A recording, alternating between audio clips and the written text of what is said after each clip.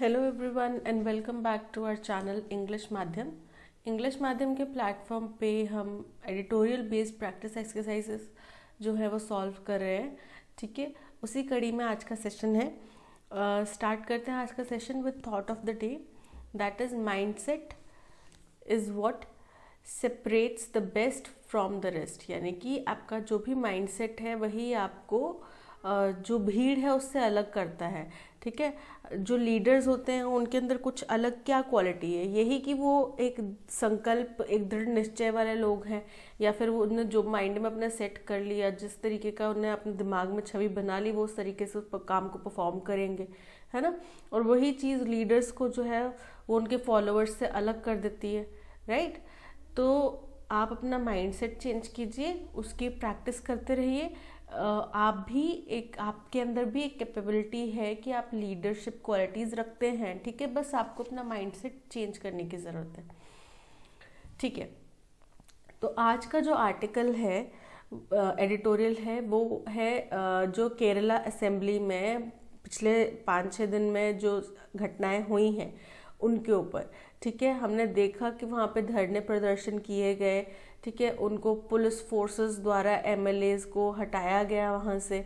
ठीक है, तो उनको ज़बरदस्ती उठा के बाहर रखा गया। उन जो ओपोजिशन पार्टी के लोग थे, वो उनका कहना ये था कि जो स्पीकर हैं वो हमें डिस्कशन का मौका नहीं दे रहे, जो कि हमने अगर हमने रूल 50 जो है उसके अंडर में अगर हम कोई नोटिस देते हैं डिस्कशन का तो उसमें हमें अधिकार है, बट स्पीकर उसको अलाउ ही नहीं कर रहे, वो उसको डिनाई करे जा रहे हैं। ठीक है, और स्पीकर फिर इसके बाद में काफ़ी सारी चीज़ें हुई जिनके काफ़ी निंदा भी की गई। देखिए, बड़ी शर्मनाक घटना है कि हमारे ये सिर्फ केरला की असेंबली में नहीं और भी बहुत सारे असेंबलीज में हो चुका है, और बड़ी शर्मनाक घटना है कि हमारे मिनिस्टर्स इस तरीके से लड़ते हुए पाए जाते हैं। जब दुनिया भर में हमारी इतनी ख्याति हो रही है, उस टाइम पे ऐसी घटनाएं देखकर ये लगता है कि अब क्या मैसेज जाएगा।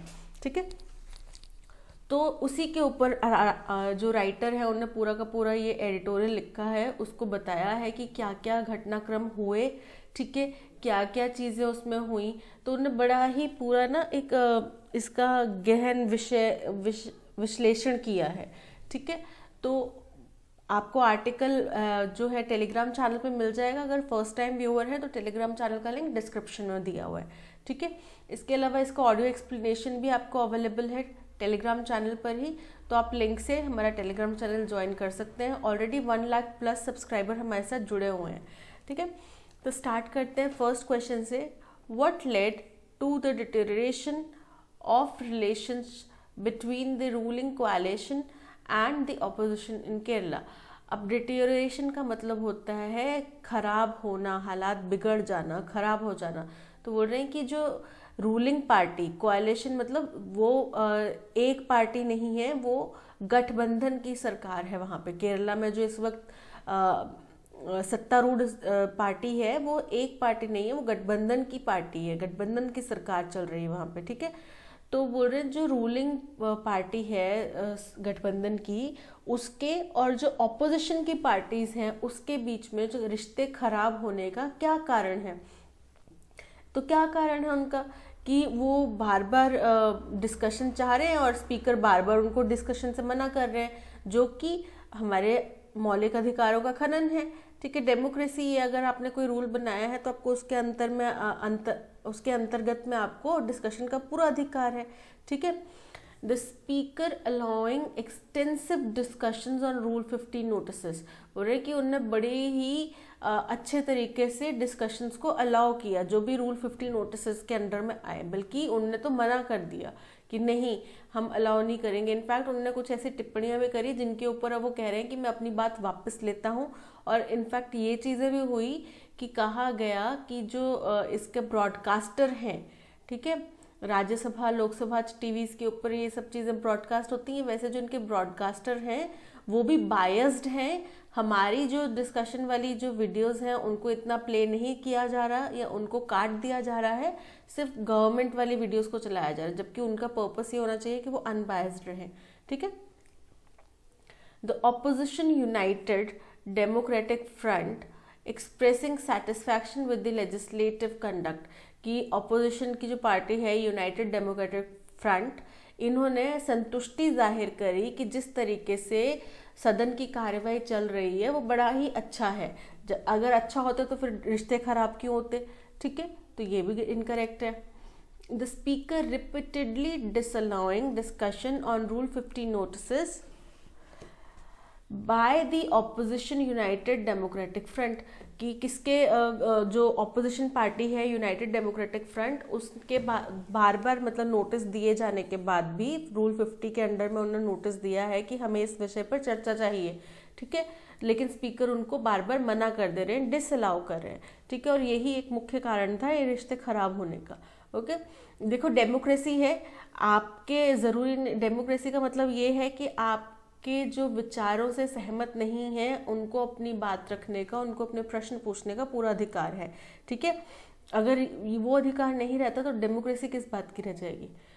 Kerala facing no unique challenges as an economically fragile state, बोल रहे हैं कि इकोलॉजिकली केरला क्या इकोसिस्टम जो है वो बहुत ही फ्रेजिल है, यानी कि वो बहुत ही नाजुक है, वो बाहरी किसी भी आक्रमण से, यानी कि वहाँ पे हमने ज़रा सी छेड़खानी करी नेचुरल रिसोर्सेज के साथ में तो वो पूरा इकोसिस्टम खराब हो जाएगा, ठीक है। तो बोल रहे कि केरला में कोई नया चैलेंज नहीं आ रहे, ठीक है, हालांकि वो इकोलॉजिकली फ्रेजिल स्टेट है लेकिन फिर भी हमें कोई ऐसा बड़ा मुद्दा नहीं नजर आ रहा वहां पे, इसलिए उनके रिश्ते खराब हो गए, तो ये भी इनकरेक्ट है, option C is correct. What did speaker assure the opposition in order to strike a conciliatory note, कि आप कंसाइल कर जाइए, मतलब हम बातचीत करेंगे या फिर आप वापस से अपना ये सदन चलने दीजिए, ठीक है, रिकंसाइल कीजिए, ठीक है, और मैं अश्योर करता हूँ कि मैं ये कदम उठाऊंगा। स्पीकर ने कौन से कदम उठाने का एश्योरेंस दिया है, वादा किया है, ठीक है। स्पीकर ने यही कहा है कि उनके जो अधिकार हैं कि उनको आर्टिकल 50 मतलब रूल 50 के अंडर में जो भी नोटिस दिया गया है उस पर वो चर्चा कर सकते हैं, वो उनको दिया जाएगा, ठीक है। इसके अलावा जो ब्रॉडकास्टर है वहाँ का, ठीक है, वो बिना भेदभाव के ब्रॉडकास्टिंग करेगा। इसके अलावा तीसरा उन्होंने प्रॉमिस ये किया कि वो उन्होंने जो भी रिमार्क्स, डेरोगेटरी रिमार्क्स बोले गए थे उनके द्वारा, वो उनको वापस लेते हैं, ठीक है, वो उनके ऊपर पब्लिकली जैसे बोलते हैं ना कि मैं अपने शब्द वापस लेता हूँ, तो वो उनसे अपने शब्द वापस लेने की बात कर रहे हैं, ठीक है। देखते हैं options. To allow paradigm assembly proceedings, की बोल रहे हैं कि असेंबली की कार्रवाई को वो चलने देंगे, ठीक है, जिस तरीके से पहले चलती आ रही थी वैसे चलने देंगे, तो ऐसा तो वो तो चाहते हैं चले, इसके लिए वो रिक्वेस्ट करें कि आप लोग रिकंसाइल कर जाइए, आप लोग एक दूसरे से बात कीजिए, आप लोग इस तरीके से मतभेद मत पैदा कीजिए, ठीक है। To uphold their rights including the privilege to move rule 50 notices and ensure non partisan assembly broadcasting, कि आपके जो अधिकार हैं कि आप रूल 50 के अंडर जो नोटिस दिए हैं उस पर चर्चा की जाए, उसको हम बरकरार रखेंगे, अपहोल्ड करेंगे, यानी कि बरकरार रखेंगे आपके अधिकारों को, और हम इस बात को भी सुनिश्चित करेंगे कि जो ब्रॉडकास्टिंग है वो नॉन पार्टीसन हो, यानी कि पक्षपात से विपरीत हो, यानी कि उसमें कोई पक्षपात ना हो, ठीक है, ये तो बिल्कुल करेक्ट है। To expunge remarks made by him against Congress legislator, कि कांग्रेस के जो सांसद हैं, मतलब जो MLAs हैं पार्टी के, उनके अगेंस्ट में जो भी उन्होंने गलत टिप्पणियां करी हैं, गलत रिमार्क दिए हैं, वो उनको अपने शब्दों को वापस लेते हैं, ठीक है। ये 3 चीज़ों का एश्योरेंस दिया है उन्होंने, ठीक है, वही 3 चीज़ें यहाँ पे डिस्कस करी हैं। To dissolve the assembly and call for new elections, कि उन्होंने इस बात का आश्वासन दिया है कि हम असेंबली को स्थगित कर देंगे, खंडित कर देंगे, ठीक है, और नए इलेक्शंस करवाए जाएंगे, तो ऐसा तो स्पीकर ने नहीं कहा है, ठीक है, बिल्कुल भी, तो ये इनकरेक्ट है। That means 2 and 3 are correct, okay, 2 and 3 are correct, तो 2 and 3 option D is correct. What is one of the unique challenges faced by Kerala as mentioned in the passage, ठीक है, पैसेज में ऐसा कौन सा यूनिक चैलेंज केरला के लिए बताया गया। देखो केरला जो है वो इकोनॉमिकली सस्टेनेबल है, मतलब इकोनॉमिकली बड़ा फ्रेजिल है, तो फ्रेजिल है तो उसके इकोलॉजिकली फ्रेजिल है, तो उसके वो फ्रेजिलिटी को बनाए रखना, मतलब उसको वो टूटे ना, उसकी फ्रेजिल जो जितना वो नाजुक है वो टूटे ना, ठीक है, उस चीज़ को बनाए रखना। फिर डेवलपमेंट के बीच में आपको, और डेवलपमेंट के बीच में आपको बैलेंस करना पड़ेगा कि हमें डेवलपमेंट भी चाहिए, लेकिन हम इसके इकोसिस्टम के साथ छेड़छाड़ भी नहीं कर सकते ज़्यादा, क्योंकि अगर छेड़छाड़ करी तो क्या हो जाएगा, सब बिखर जाएगा, ठीक है। तो जैसे वो जेम्स की ऐड आती है ना कि कुछ उनका स्ट्रक्चर बनाया होता है, उन्होंने एक जेम्स निकालता है अपने फेवरेट कलर का, वो सारा स्ट्रक्चर ढह जाता है। तो वैसे ही ये चीज़ है कि आपको यहाँ पे अपना कंस्ट्रक्शन भी करना है, लेकिन आपने वो एक जो डिफरेंट कलर का जेम है उसको भी छेड़ना नहीं है, ठीक है। एक भी जेम अगर आपने वहाँ से छेड़ा तो वो पूरा का पूरा स्ट्रक्चर ढह जाएगा, ठीक है। तो पूरी की पूरी इसकी इकोलॉजी डिसमेंटल हो जाएगी।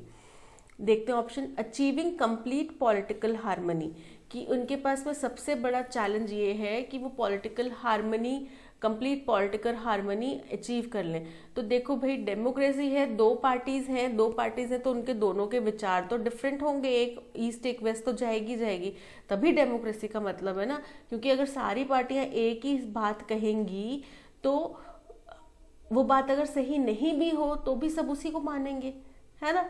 अब सब बोलेंगे कि आंख के बदले आंख वाला कानून यहाँ पे होना चाहिए, तो फिर वही चलेगा। लेकिन डेमोक्रेसी है, इसलिए अगर कोई बोलता है कि हमें आंख के बदले आंख चाहिए, तो हमारे पास में ऐसे बुद्धिजीवी हैं जो ये सोचते हैं कि आंख के बदले आंख नहीं, हमें कल्प्रिट को सजा नहीं देनी है, हमें वो एक पैटर्न जो है उसको हटाना है कि कल्प्रिट ऐसा, मतलब दोबारा ऐसा कोई कल्प्रिट हो ही ना, ठीक है। तो वो माइंडसेट चेंज करने के पीछे पर्पस होता है। हिंदुस्तान में प्रावधान ये नहीं है कि आपने सिर्फ सजा देनी है, आपने समाज का कल्याण करना है, ठीक है, ये प्रावधान है। Maintaining a balance between development and ecological sustainability, यानी कि हमारी इकोलॉजी भी बनी रहे, यानी कि हमारा इकोसिस्टम भी बना रहे, और डेवलपमेंट के बीच में बैलेंस बना रहे, ठीक है, डेवलपमेंट भी होती रहे। तो इन दोनों के बीच में बैलेंस बनाना ये सबसे बड़ा चैलेंज है, ठीक है। इसके अलावा overcoming its status as an ecologically fragile state, की उसको अपना इकोलॉजिकली फ्रैजिल स्टेट का जो स्टेटस है उससे बाहर आना है। क्या ज़रूरत है, ठीक है, इकोलॉजिकली फ्रैजिल है, क्या हो गया, उससे क्या नुकसान है, कोई नुकसान नहीं है, कोई चैलेंज नहीं है वो, ठीक है। तो ये हमारा कोई भी ये यूनिक चैलेंज फेस नहीं है। Ensuring that legislative privilege is respected, कि जो कानूनी अधिकार हैं, जो लेजिस्लेचर्स के अकॉर्डिंग उनको अधिकार मिले हैं, उनका हम मान सम्मान करें, ठीक है, करना चाहिए। पर अगर कुछ गैर ऐसे अधिकार मिले हैं जो पहले दिए गए थे अब वाजिब नहीं है, तो उनका कोई मतलब नहीं बढ़ता। जैसे पहले बत्ती वाली गाड़ियों का चलन था, अब वो हटा दी गई हैं, तो क्या हम अगर उनका सम्मान करते रहते तो बत्ती वाली गाड़ियों का हटाने का पर्पस ही क्या रह गया, है ना। तो option B, maintaining balance between development and ecological sustainability. What is the tone, what tone is primarily reflected in the passage, ठीक है, कि पैसेज की टोन क्या है। अब देखो, उन्होंने सारा जो भी घटनाक्रम हुआ है उसका A to Z उन्होंने एनालिसिस दिया है कि क्या चीज़ हुई, क्या चीज़ नहीं हुई, क्या चीज़ बढ़ा के बताई गई, क्या चीज़ घटा के बताई गई, फिर उसके बाद में क्या होना चाहिए था, क्या नहीं होना चाहिए था, ठीक है, उन्हें सारी चीज़ें बताई हैं। तो उनने क्या किया, पूरा एनालाइज किया है, विश्लेषण किया है हर एक चीज़ का।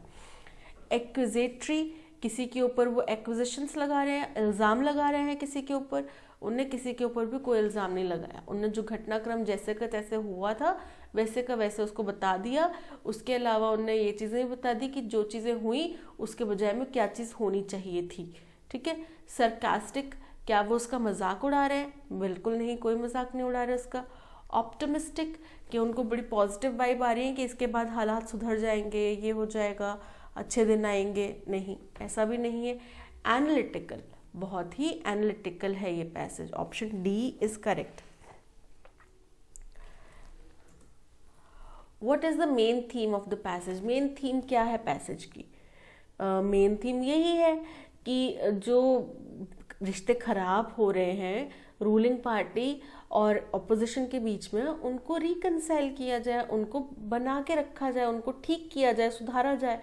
ठीक है, तो देखते हैं the adversarial relations between the ruling party and the opposition in Kerala and the need for reconciliation। बोल रहे हैं कि जो बिगड़ते हुए हालात हैं, बिगड़ते हुए रिश्ते हैं रूलिंग पार्टी और ऑपोजिशन के बीच में केरला में, उनके बारे में चर्चा की गई है और जो उनको रिकंसाइल करने की, यानी कि उनको दोबारा एक होने की जो ज़रूरत है, ठीक है, क्या ज़रूरत है, उसके ऊपर चर्चा की गई है। ठीक है, बिल्कुल सही है। The importance of maintaining a balance between development and ecological sustainability in Kerala, कि डेवलपमेंट और इकोलॉजिकल सस्टेनेबिलिटी के ऊपर बैलेंस बनाने के ऊपर चर्चा की गई है। तो उसके ऊपर सिर्फ एक स्टेटमेंट है, एक लाइन की स्टेटमेंट है, पूरा पैसेज उसके ऊपर नहीं है। ठीक है, the role of speaker in maintaining order in the legislative assembly, कि जो स्पीकर होते हैं, आपको पता है हर एक सदन में, चाहे लोकसभा है, चाहे राज्यसभा है, चाहे स्टेट पार्लियामेंट्स हैं, ठीक है, विधानसभाएं हैं, ठीक है, उनमें कहीं पे भी हर जगह पे एक स्पीकर होते हैं, ठीक है, जो उनकी बातों को सुनते हैं। और जैसे अपनी क्लास में एक मॉनिटर खड़े कर दिए जाते हैं ना, कि वो सबकी प्रॉब्लम भी सुनेंगे और क्लास को साइलेंस बना के भी रखेंगे और एकदम डिसिप्लिन बना के भी रखेंगे। तो वैसे ही स्पीकर का काम होता है। हालांकि स्पीकर के जॉब रोल बहुत ज़्यादा विविड होते हैं, ठीक है, तो वो कह रहे हैं कि स्पीकर का जो काम है, स्पीकर का रोल बड़ा ही अहम है। किस चीज़ में, कि कोई भी लेजिस्लेटिव असेंबली है उसमें लॉ एंड ऑर्डर मेंटेन किया जा सके, ठीक है, उसको सौहार्द से अच्छे तरीके से चलाया जा सके, उसमें स्पीकर का रोल अहम है। ठीक है, तो अहम तो है, बट इसके ऊपर चर्चा नहीं की गई है। वहाँ पे सिर्फ ये बताया गया कि यहाँ के स्पीकर ने क्या गलतियाँ करी। The challenges faced by Kerala as an ecologically fragile state, कि केरला क्योंकि एक इकोलॉजिकली फ्रैजिल स्टेट है, तो उसको क्या क्या चैलेंजेस फेस करने पड़ते हैं, ये भी मेन थीम नहीं है आर्टिकल की। ठीक है, तो आर्टिकल की मेन थीम है the adversarial relations between ruling party and the opposition, ठीक है, and need for reconciliation. What is the synonym for the word adversarial? ठीक है, अब देखो जो ये वर्ड है इसका मतलब होता है विरोधात्मक। ठीक है, विरोधात्मक यानी कि एक दूसरे के विपरीत, यानी कि हम इसको बोल सकते हैं कन्फ्लिक्ट भी बोल सकते हैं, डिस्प्यूट भी बोल सकते हैं। एमिकेबल का मतलब होता है बड़ा ही स्नेहपूर्ण, ठीक है, लवेबल, बड़ा ही स्नेहपूर्ण, बड़ा ही सौहार्दपूर्ण। ठीक है,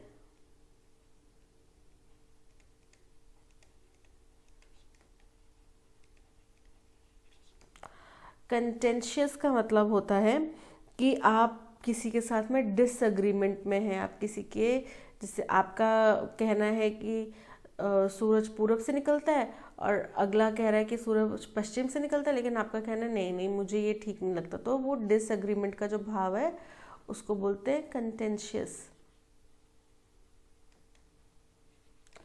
हारमोनियस, हारमोनियस का मतलब होता है फ्रेंडली, ठीक है, कि सारी कम्युनिटी एक हारमोनी में रह रही है, ठीक है, फ्रेंडली वे में रह रही है।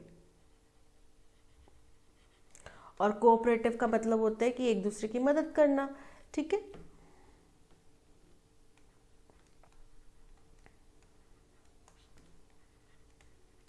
सो अब आप बताओ सिनोनिम इसका डिस्ट्रप्ट या फिर डिस्प्यूट या फिर कन्फ्लिक्ट, यानी कि आप कन्फ्लिक्ट कब होएगा, जब आपके दोनों के विचार मिलते ही नहीं है तभी कन्फ्लिक्ट होएगा ना। एक विचार है, आप दोनों एक ही बात कह रहे हैं, तो कन्फ्लिक्ट कैसे हो सकता है। मैं भी कह रही हूँ सूरज पूरब से निकलेगा, आप भी कह रहे हैं सूरज पूरब से निकलेगा, तो कन्फ्लिक्ट कैसे होएगा। ठीक है, तो यानी कि डिसएग्रीमेंट यानी कि contentious is the correct answer. What is the synonym for the word reconciliation? Reconciliation का मतलब होता है वापस अपने जो भी मतभेद थे उनको भुला के एक साथ हो जाना। ठीक है, रिकंसाइल करना, मतभेद भुलाना और एक साथ हो जाना। ठीक है, यानी कि प्रॉब्लम सॉल्व करना एक किस्म से। मतभेद क्या होंगे, प्रॉब्लम ही होगी। ठीक है, अब डिवीजन, डिवीजन मतलब होता है डिवाइड करना। डिवाइड करना मतलब कि आपने कोई चीज़ या तो दो लोगों में बांट दी, या फिर आपका जो है विचार वो उनसे डाइवर्ट करता है, वो उनसे डिवाइड करता है, उनसे अलग है, विपरीत है, ठीक है। डिवीजन। रेजोल्यूशन, रेजोल्यूशन के देखो दो काफ़ी सारे मतलब होते हैं, लेकिन यहाँ पे हम रेजोल्यूशन का मतलब ये देख रहे हैं कि वो प्रॉब्लम के सॉल्यूशन की बात कर रहे हैं, ठीक है, सॉल्यूशन ऑफ अ प्रॉब्लम।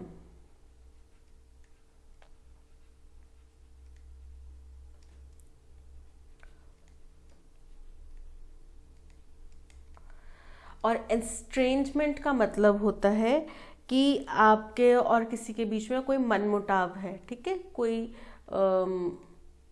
गलतफहमी है, कोई कड़वाहट है, ठीक है।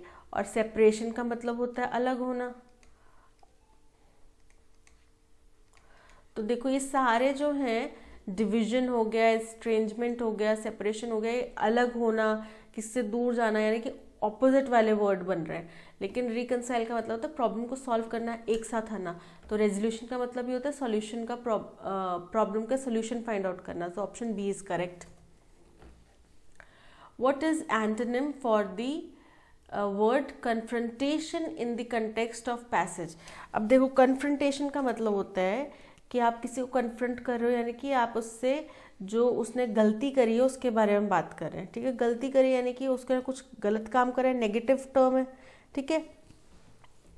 अग्रीमेंट यानी कि आप कन्फ्रंटेशन का एक और मतलब भी होता है कि आप किसी से कन्फ्लिक्ट में हैं या किसी की बात का विरोध कर रहे हैं, ठीक है। कन्फ्रंटेशन का मतलब ये भी होता है। अग्रीमेंट मतलब आप उसकी बात से सहमत हैं, ठीक है, आप उनसे सहमत हैं, ठीक है, सहमति जताने को बोलते हैं अग्रीमेंट। हॉस्टिलिटी का मतलब होता है किसी के साथ में युद्ध लड़ना, किसी के साथ में लड़ाई झगड़ा करना, यानी कि ये भी डिसएग्रीमेंट वाली बात ही हो गई। क्वेरल का मतलब होता है डिसएग्रीमेंट, किसी के साथ लड़ाई करना। और स्ट्रिफ का मतलब होता है कि कोई दो से ज़्यादा लोगों के बीच में फाइट होना, लड़ाई होना। तो ये भी लड़ाई है, ये भी लड़ाई है, ये भी लड़ाई है। सिर्फ अग्रीमेंट जो है वो है साथ आना, और कन्फ्रंटेशन का मतलब भी लड़ाई ही है, यानी कि इसका ऑपोजिट क्या आएगा, साथ आना, agreement, option A. Which idiom or phrase best captures the idea of addressing grievances and resolving differences through dialogue as mentioned in the passage। यानी कि कौन सा फ्रेज है जो इस बात को एकदम क्लियरली डिफाइन करता है, क्या कि जो भी मतभेद हैं उनको एड्रेस करना, जो भी गलत फहमियाँ हैं, मतभेद हैं, उनको एड्रेस करना, और जो भी आगे मतभेद है उनको बातचीत के जरिए सुलझाना, ठीक है। पहला फ्रेज है a picture is worth 1000 words. इसका मतलब होता है कि एक आप 1000 शब्द कहें, लेकिन आपके 1000 शब्दों से ज़्यादा अहमियत एक आपकी खामोशी रख सकती है ना। हम बोलते हैं ना कि 1000 अल्फाजों से बेहतर है मेरी खामोशी, यानी कि आप किसी से नाराज़ हैं, आप अपने फियांसे से, अपने बॉयफ्रेंड से, अपने हस्बैंड से, अपने मम्मी पापा से नाराज़ हैं, आपने उनसे बातचीत करना बंद कर दिया, ठीक है। वो आपको बुला रहे हैं, आवाज़ें ले रहे हैं, आप बात नहीं कर रहे हैं, तो ये क्या आप जाहिर कर रहे हैं कि इससे बेहतर है कि मैं उनसे बहस करूँ, वो मुझे कुछ बोले, मैं उनको कुछ बोलूँ, फिर आर्ग्यूमेंट होएगी, बहस होएगी, बेटर है मैं चुप हो जाता हूँ। एंड दिस विल डिपिक्ट कि मैं आपसे नाराज़ हूँ, मैं आपकी बात से सहमत नहीं हूँ, ठीक है। लेकिन ये प्रॉब्लम तो सॉल्व नहीं कर रहा, बातचीत के जरिए प्रॉब्लम तो सॉल्व नहीं कर रहा। बाइटिंग द बुलेट, अब इसका मतलब होता है कि आपकी कोई मजबूरी है और आपने उसको स्वीकार कर लिया, कड़वा घूंट करके पी लिया, ठीक है। बाइटिंग द बुलेट मतलब होता है कि आपने अपनी मजबूरी को स्वीकार कर लिया, ठीक है। मैं चाहती थी मैं इंजीनियरिंग करूं, मेरे पास पैसे नहीं थे और मैंने अपनी उन परिस्थितियों को स्वीकार करा, मैंने बीए कर लिया, क्योंकि वो कम पैसे में हो रही थी तो मैंने बीए कर लिया, ठीक है। तो मैंने क्या किया, बाइटिंग द बुलेट, मैंने वो बाइटिंग द बुलेट करके अपनी बीटेक के ड्रीम को छोड़कर बीए कर लिया, okay. Turning over a new leaf, इसका मतलब होता है कि आपके व्यवहार में एक पॉजिटिव चेंज, यानी कि आपने अपना बिहेवियर को चेंज करा है लेकिन पॉजिटिव वे में, ठीक है। यानी कि आप पहले बड़े मान लो केयरलेस थे, लेकिन अब आप एकदम से turning over a new leaf, अब आप बहुत रिस्पॉन्सिबल बन गए। मेंडिंग फेंसेस, मेंडिंग फेंसेस मतलब जो भी मतभेद हैं उनको बातचीत के जरिए सुलझाना, which is what we want. तो mending fences, D is correct answer. Choose correctly spelled word based on passage. अब पैसेज में वर्ड यूज हुआ है एडवर्सेरियल, ठीक है, जिसका मतलब हमने अभी डिस्कस करा है कि होता है कन्फ्लिक्ट, विरोधाभासी, ठीक है, विरोधात्मक। ओके, तो स्पेलिंग होते हैं उसके ADVERSARIAL, ठीक है। अब ADVERSARIAL और यहाँ पे है CER, गलत है, SE, जबकि SA होता है तो ये भी गलत है, और CERI भी गलत है, और RIEL भी गलत है। So option A is correct. Comprehension है, as the ruling Bharatiya Janata party dash the 8th anniversary of prime minister Narendra Modi's government, कि जैसे ही भारतीय जनता पार्टी, जो कि सत्तारूढ़ भारतीय जनता पार्टी है, वो क्या कर रही है, 8वीं एनिवर्सरी या तो सेलिब्रेट कर रही होगी, या ऑब्जर्व कर रही होगी, या फिर मना रही, या फिर अप्रोच कर रही होगी, ठीक है। मतलब उनकी 8वीं एनिवर्सरी से रिलेटेड कोई बात है। किस चीज़ की 8वीं एनिवर्सरी की? प्रधानमंत्री नरेंद्र मोदी जब सत्ता में आए थे।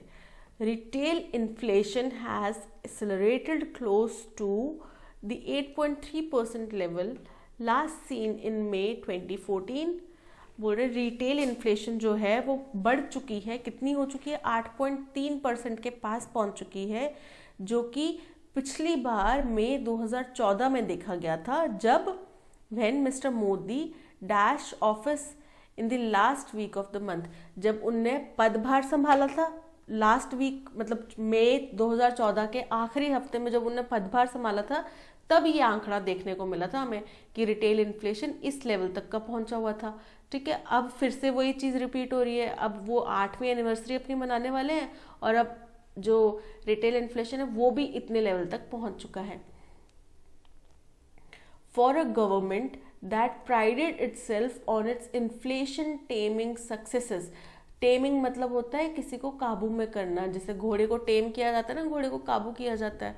तो बोल रहे कि उस सरकार के लिए जिसने अपने आप को बड़ा ही अपना गर्व महसूस किया है, गर्व समझा है, किस बात का गर्व समझा है कि उनने इन्फ्लेशन को काबू कर लिया है successfully in the first 5 years, कि पहले 5 सालों में ही उनने जो महंगाई दर है उसको काबू कर लिया है। A combination of factors including the कोविड-19 pandemic, high crude oil prices and now the war in Ukraine have created a perfect storm that sent the consumer price index। और बोल रहे कि उनने पहले 5 साल में तो काबू कर लिया, लेकिन अब क्या हुआ, बहुत सारी घटनाएं हुई। सबसे पहली घटना क्या हुई कि कोविड-19 पेंडेमिक आया। दूसरी घटना हुई कि क्रूड ऑयल के प्राइसेस बढ़ गए, ठीक है, कच्चे तेल के प्राइस बढ़ गए। और तीसरी घटना क्या हुई कि अब जो यूक्रेन का वॉर चल रहा है, यूक्रेन रशिया का, इन्होंने एक परफेक्ट तूफान बना दिया है, परफेक्ट स्टॉर्म बना दी है, that sent the consumer price index based inflation racing to 95 month high, कि जिसकी वजह से जो कंज्यूमर प्राइस इंडेक्स बेस की जो इन्फ्लेशन है, यानी कि कंज्यूमर प्राइस इंडेक्स के ऊपर बेस, यानी कि जो आम जनता खपत करती है उसकी बेस पे जो इन्फ्लेशन है वो कितनी पहुंच गई है, जो पिछले 95 मंथ्स में नहीं पहुंची, पिछले 95 मंथ्स के सबसे हाईएस्ट पे पहुंच गई है, ऑफ 7.79% इन अप्रैल महीने में कितनी हो गई थी, 7.79%, और ये 95 मंथ्स में पहली बार इतनी हाई पहुंची है, ठीक है। Food and fuel were the biggest culprits. जो फूड है यानी कि खाने पीने की चीजें हैं, और फ्यूल है, फ्यूल क्या होता है, जो तेल वगैरह, कच्चा तेल, कैरोसिन, पेट्रोल, डीजल, ये सब चीज़ें जो होती है फ्यूल में आता है, यानी कि जिनके जरिए एनर्जी जनरेट होती है, ठीक है। वो बिगेस्ट कल्प्रिट बना, वो सबसे बड़े मुजरिम थे किस चीज़ के, last months furious pace of price gains that seems unabating, ठीक है, कि वो इस चीज़ के सबसे बड़े मुजरिम थे कि जो पिछले महीने एकदम तेज़ी से, फ्यूरियस मतलब बहुत ही ज़्यादा तेज़ी से जो प्राइस गेन्स हुए हैं, प्राइजेस में बढ़ोतरी हुई है, और जो कि अब बड़े ही ऐसा लग रहा है कि अब वो स्थिर नहीं हो पाएंगे, अब वो वापस ठीक नहीं हो पाएंगे। ठीक है, अनअबेटिंग का मतलब होता है। Food inflation as measured by the consumer food price index. Consumer food price index के अगर देखी जाए, जिसके द्वारा वो मापा जाता है food inflation, quicken to a 17-month high of 8.38% last month. ये कितना ऊंचा हो गया? 17 महीने में सबसे ज़्यादा ऊंचा हो गया पिछले महीने। ठीक है, with rural consumers experiencing it at 8.5। और जो गांव के लोग हैं उनके लिए महंगाई दर और ज़्यादा हो गई। कितनी होगी? 8.5% पे हो गई। ठीक है, a pace that was 41 basis point faster than that experienced by their urban counterparts. और ये जो था कि देखो, शहरी लोगों के लिए 8.38 है और गांव के लोगों के लिए 8.5 है, और इन दोनों में कितना डिफरेंस है? 41 basis point, या जो गांव के लोगों के लिए 41 basis point तेज है वो।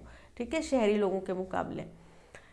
10 of the 12 items in food and beverages basket, यानी कि फूड और बेवरेजेस वाली जो कैटेगरी है उसमें से 12 में से 10 आइटम्स जो हैं of overall CPI registered sequential acceleration as well, उसमें लगातार बढ़ोतरी देखी जा रही है। ठीक है, of concern are the prices of cereals and products.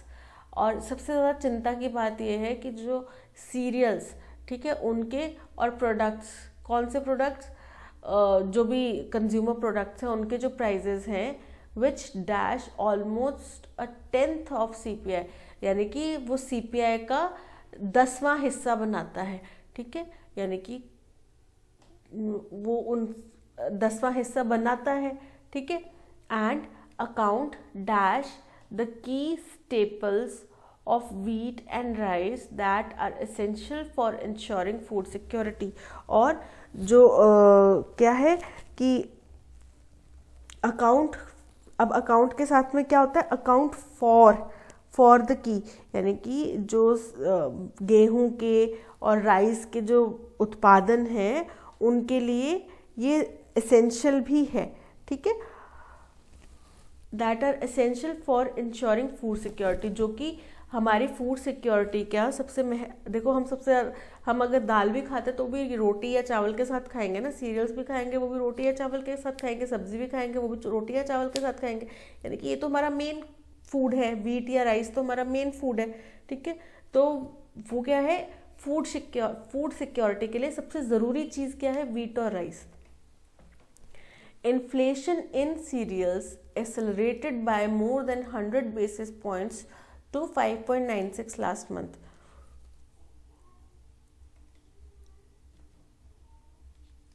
बोले सीरियल्स के प्राइजेस में जो बढ़ोतरी हुई है, इन्फ्लेशन आया है, महंगाई आई है, वो 100 बेसिस पॉइंट से भी ज़्यादा थी, टू 5.96%। कितने पर पहुंच गई है वो? 5.96% पर पहुंच गई है पिछले महीने। ठीक है, as the ruling Bharatiya Janata party. अब आगे ऑप्शंस देखते हैं। यहाँ पे उनके कुछ सेलिब्रेशन क्या या फिर उनके ऑब्जर्वेशन का कि वो ये अपना 8th एनिवर्सरी ऑब्जर्व कर रहे थे, सेलिब्रेट कर रहे हैं, क्या कर रहे हैं, उसके रिलेटेड आएगा। परवेड्स का मतलब होता है कि आप लगातार फैला रहे हैं। ठीक है, प्रचार कर रहे हैं, लगातार अपना ज्ञापन दे रहे हैं, अपना प्रसार कर रहे हैं, लगातार फैला रहे हैं अपने आप को। ठीक है, तो 8th फैलाना, एनिवर्सरी को फैला तो नहीं रहे थे। मार्क्स का मतलब होता है सेलिब्रेट करना। ठीक है, सेलिब्रेट करना, ऑब्जर्व करना। विटिएट्स का मतलब होता है टू मेक इम्प्योर किसी चीज को। ठीक है,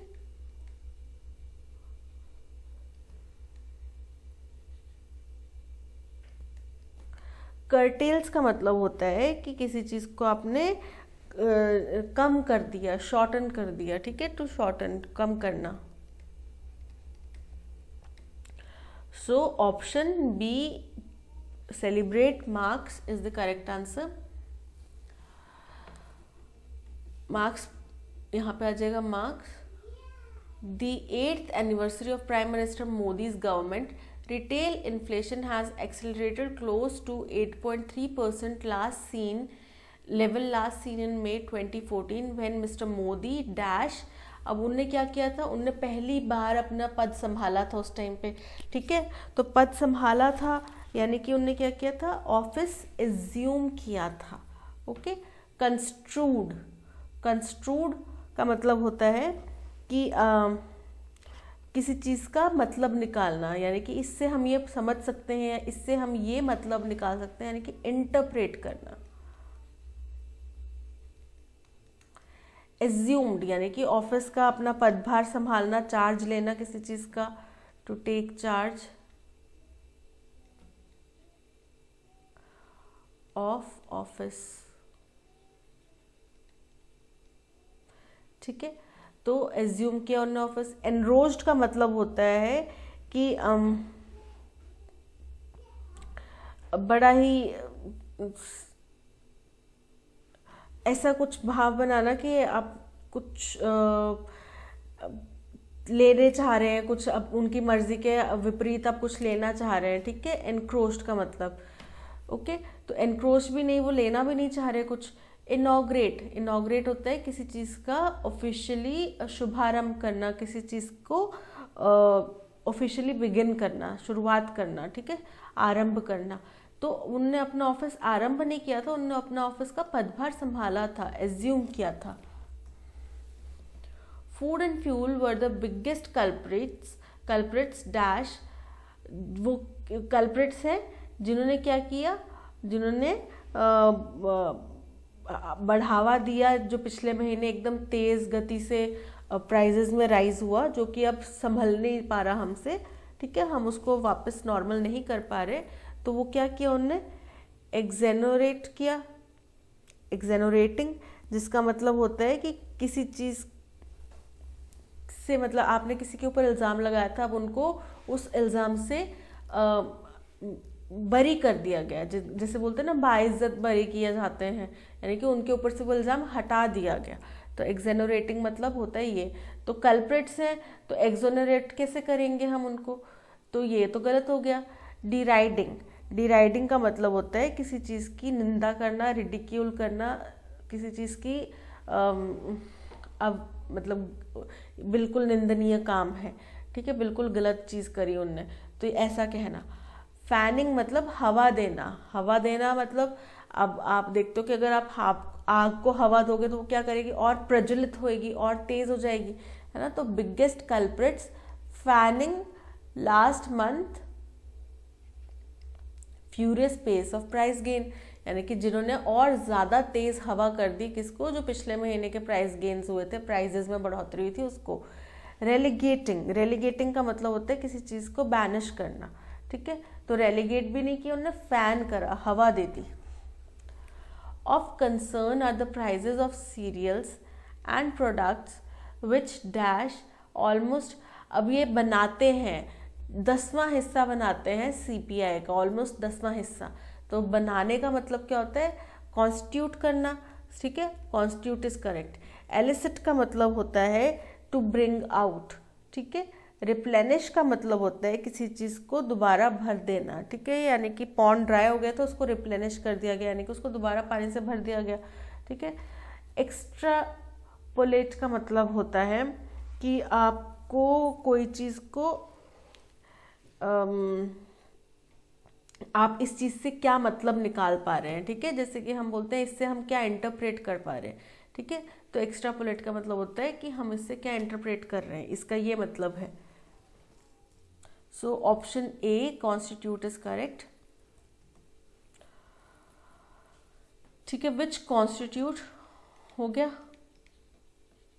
almost 10th of the CPI and account for, यानी कि वो महत्वपूर्ण है किस चीज़ के लिए, की स्टेपल्स के लिए, जो कि मुख्य स्टेपल्स हैं किसके, गेहूं और चावल के, जो कि बहुत ही ज़रूरी है फूड सिक्योरिटी के लिए। अकाउंट के साथ में हमेशा फॉर प्रीपोजिशन के तौर पे यूज़ होता है। Option A for is correct. In the following question, a sentence has been given in active passive voice. Out of 4 alternatives, suggested select the one which best expresses the same sentence in passive active voice। यानी कि passive voice में दिया है तो उसको active में convert करना है, एक्टिव में दिया तो पैसिव में ढूंढ के निकालना है, ठीक है। Will he have written a letter, यानी कि क्या उसने लेटर लिखा होगा, तो इसमें आएगा कि देखो उसने लेटर लिखा होगा, पूछ रहे हैं ना, तो आएगा कि उसके द्वारा लेटर लिखा गया होगा, क्या उसके द्वारा लेटर लिखा गया होगा, ठीक है। Will a letter have written by him, क्या लेटर लिखा गया होगा उसके द्वारा, बट ये गलत है, इनकरेक्ट है, ठीक है। Will a letter be written by him, ये भी इनकरेक्ट है। अब देखो he have written a letter, उसने लेटर लिखा होगा, तो will a letter have been written by him, ठीक है। हैव के साथ में बीन आ जाएगा जब हम एक्टिव से पैसिव में, पैसिव से एक्टिव में चेंज करें ना, तब। Will a letter to be written by him, यानी कि क्या उसके द्वारा लेटर लिखा जाएगा। Will a letter have been written by him, क्या उसके द्वारा लेटर लिखा गया होगा, ठीक है। So option D is correct.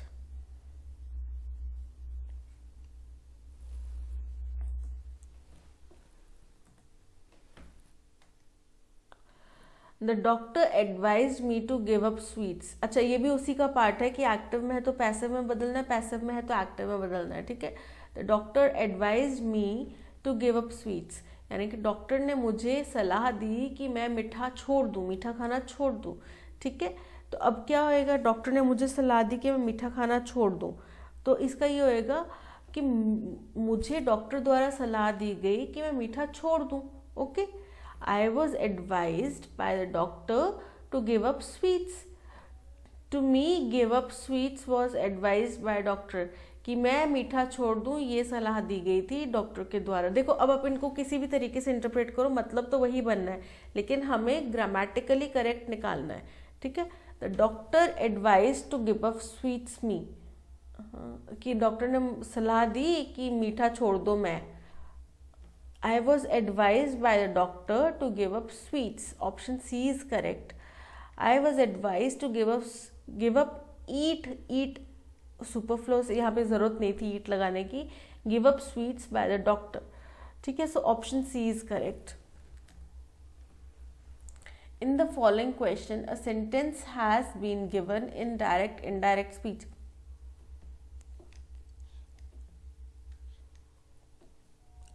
Out of 4 alternatives suggested, select the one which best expresses the same sentence in indirect, direct speech. Direct में दिया होगा तो इनडायरेक्ट वाला ढूंढ के निकालना है, इनडायरेक्ट में दिया होगा तो डायरेक्ट वाला ढूंढ के निकालना है, ठीक है। He said that we are all born to die. उसने कहा कि हम सब मरने के लिए पैदा हुए हैं, तो सब मरने के लिए पैदा हुए हैं, राइट। तो अब इसका क्या बनेगा, He said we are all born to die. that हटाएंगे, he said आएगा और बाकी सारा स्टेटमेंट के फॉर्म में आएगा। He said we have all been born to die, यानी कि हम सब मरने के लिए पैदा हुए थे, यानी कि अब हम मर चुके हैं, okay. He exclaimed we were all born to die, ठीक है। वो इसमें भी वही भाव आ रहा है कि हम सब पैदा हुए थे मरने के लिए। He said we were all born to die, पर वो आर में कह रहा है ना, प्रेजेंट में कह रहा है कि हम सब जो भी आज तक पैदा हुए, आने वाले पैदा होंगे, ठीक है। अभी जो पैदा हो रहे हैं वो सब भूत भविष्य वर्तमान तीनों चीज़ें जो हैं वो मरने के लिए ही पैदा हुई हैं, okay. He said we are all born to die, we were all born to die, ये भी इनकरेक्ट है। He said we are all born to die, option D is correct. He said to me, I grew these carrots myself. तो उसने कहा मुझसे कि मैंने ये कैरेट्स खुद उगाई हैं, तो उसने मुझसे कहा कि मैंने कैरेट्स खुद उगाई हैं, तो अब क्या होगा, he told me that he had grown those carrots himself, ठीक है, कि उसने वो कैरेट्स खुद उगाई हैं, ऐसा उसने मुझसे कहा। He told me that he grew those carrots himself. He told me I grew these carrots myself. ठीक है, ये था अभी इनडायरेक्ट में तो आए नहीं आएगा ना। He told me that he grew these carrots himself, या फिर he told me that he had grown those carrots himself. Option D is correct. Arrange the following sentences to form a coherent paragraph. ठीक है, paragraph बनाना है, sentence arrange करना है। ठीक है, सबसे पहला है non performing assets. Non performing assets मतलब वो हमारी जो एसेट्स होते हैं जो अब हमें उतना मुनाफा नहीं दे रहे, यानी कि उतनी अच्छी तरीके से परफॉर्म नहीं कर रहे। आपने किसी कंपनी के शेयर खरीदे, अब वो कंपनी इतना अच्छा परफॉर्म नहीं करी जितना जिस टाइम पे आपने खरीदे थे उस टाइम पे परफॉर्म करी थी, तो वो क्या हो जाएगी, नॉन परफॉर्मिंग एसेट्स में आ जाएगी आपकी। यानी कि आपके पास एक एसेट तो है, आज नहीं तो कल वो परफॉर्म कर सकती है, लेकिन फिलहाल नहीं कर रही वो परफॉर्म। ठीक है, और बैड लोन्स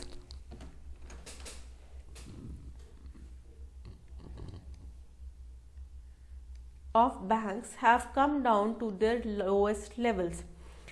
ठीक है, सबसे निचले स्तर पर आ चुके हैं bad loans. Reserve bank of India governor Shaktikanta Das said at a confederation of Indian industry event, कि एक इवेंट हुआ था कॉन्फेडरेशन ऑफ इंडियन इंडस्ट्री, कब हुआ था, 21 मार्च को। वहाँ पे शक्तिकांत दास ने कहा कि जो नॉन परफॉर्मिंग एसेट्स हैं या फिर बैड लोन्स है, बैड लोन्स क्या होते हैं कि किसी ने आपसे लोन लिया बैंक से, अब वो चुका नहीं पा रहा, ठीक है, वो होते हैं बैड लोन्स। ठीक है, तो वो अब अपने सबसे निचले स्तर पर आ चुके हैं, यानी कि जितना बुरा हमें देखना था वैसे वैसा ये भी चल रहा है, उतना ही नीचे तक आ रहे हैं कि अब बहुत ज़्यादा लोग हैं जो बैड लोन्स के अंडर में आ रहे हैं। The fall in NPA ratio is accompanied by an improvement in capital adequacy of banks and interest coverage ratio of companies। कि जो NPA यानी कि नॉन परफॉर्मिंग एसेट्स या बैड लोन्स में जो गिरावट आई है वो किस वजह से आई है, वो ऐसे आई है कि जो हमने कैपिटल में अपने, यानी कि अब हर एक के पास में इतना पैसा है, हर एक की आमदनी जो है वो बढ़ी है। ठीक है, तो अब वो अपना लोन आसानी से चुका पा रहे हैं, तो इसलिए अब नॉन परफॉर्मिंग एसेट्स जो है उनका रेशो कम हो गया है, जिसमें कि इंटरेस्ट कवरेज रेशो जो है कंपनीज का वो भी बढ़ा है। To be sure bad loans could see a marginal rise due to stress among small borrowers when the moratorium announced during the pandemic comes to an end later this year। बोल रहे हैं कि अब इस चीज़ के लिए श्योर होने के लिए कि बैड लोन्स जो है वो थोड़े से बढ़ सकते हैं, कि जो छोटे बोरोवर्स हैं, यानी कि जिन्होंने थोड़े थोड़े पैसे उधार लिए हैं, 10,000, 20,000, 50,000 तक का लोन लिया है, 1 लाख तक का लोन लिया, छोटा लोन लिया है, तो उनको जब ये हम अनाउंसमेंट्स करेंगे पेंडेमिक के दौरान, तो वो उनके जो बैड लोन्स हैं उनका मार्जिन भी कम हो जाएगा, मतलब एंड हो जाएगा। जो अब थोड़ा सा बढ़ा है मार्जिन ना, वो एंड हो जाएगा इस ईयर तक। The persistence of inflation due to the ongoing geopolitical disruptions is bound to increase the squeeze on purchasing powers at large। बोल रहे हैं जो मुद्रा मतलब महंगाई में जो बढ़ोतरी हो रही है,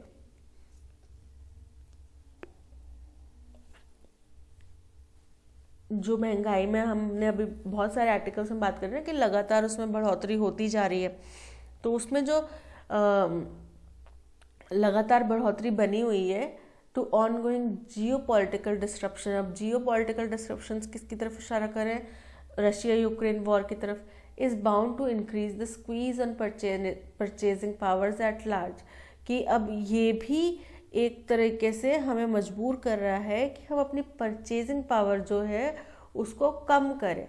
यानी कि हमें नहीं पता रशिया यूक्रेन का वॉर जो चल रहा है वो कहीं वर्ल्ड वॉर 3 में ना तब्दील हो जाए, तो इतना पैसा हम कहीं पे खर्च करके फ़ायदा ही क्या है ना। तो इसलिए भी लोग अभी डरे हुए हैं ज़्यादा इन्वेस्ट करने से, ज़्यादा खरीदारी करने से। ठीक है, तो अब देखते हैं इनके ऑप्शंस क्या आ रहे हैं।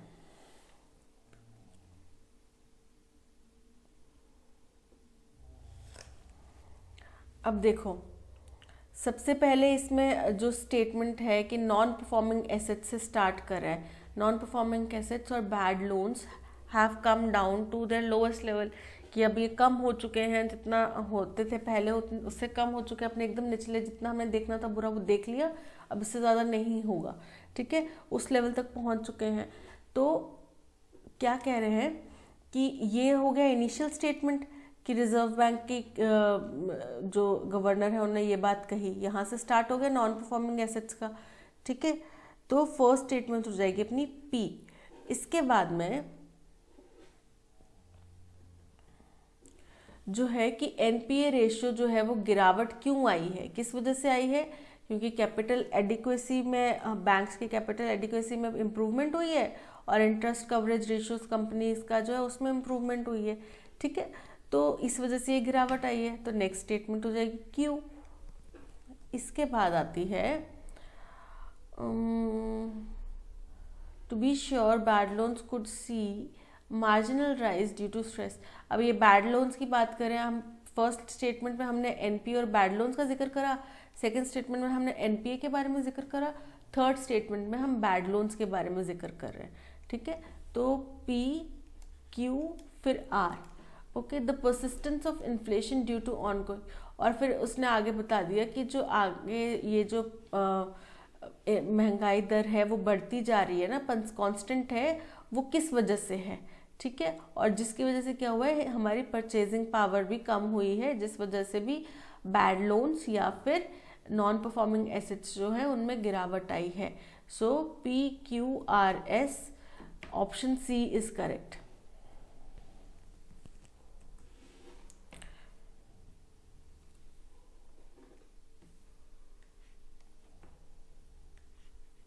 The following sentence has been split into 4 segments. Identify the segment that contains grammatical error.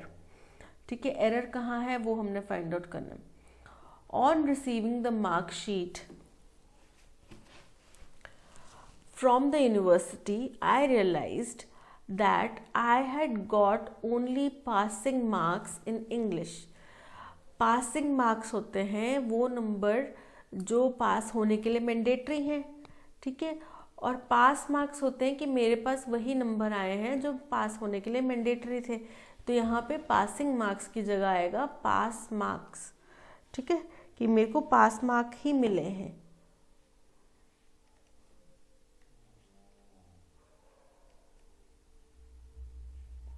So option C is correct, इसमें ग्रामेटिकल एरर है।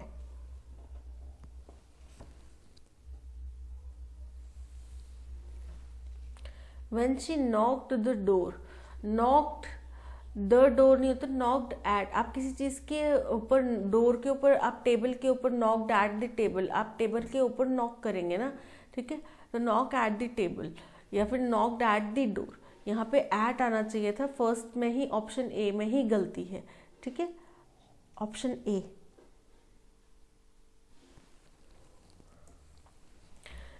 Split into 4 segments. Identify the segment that contains a grammatical error. He said that he will meet me at the restaurant. कि उसने कहा कि वो मुझे restaurant में मिलेगा, बट विल की जगह यहाँ पे क्या होगा, वुड।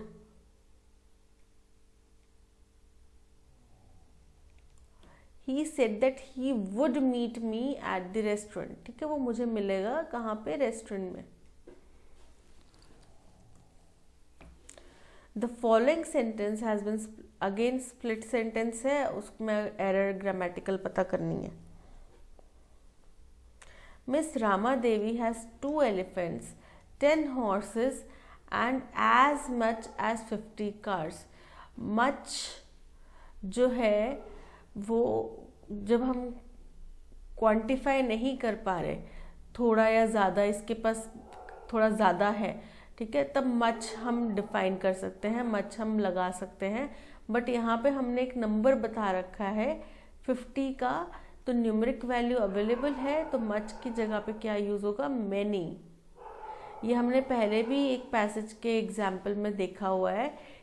अब यहाँ पे मच की जगह मैनी, यानी कि ऑप्शन सी जो है वो इनकरेक्ट है। Select the option that can be used as one word substitute for the given group of words. ठीक है, यानी कि इनका वन वर्ड बताना है आंसर। तो सबसे पहले हम देखते हैं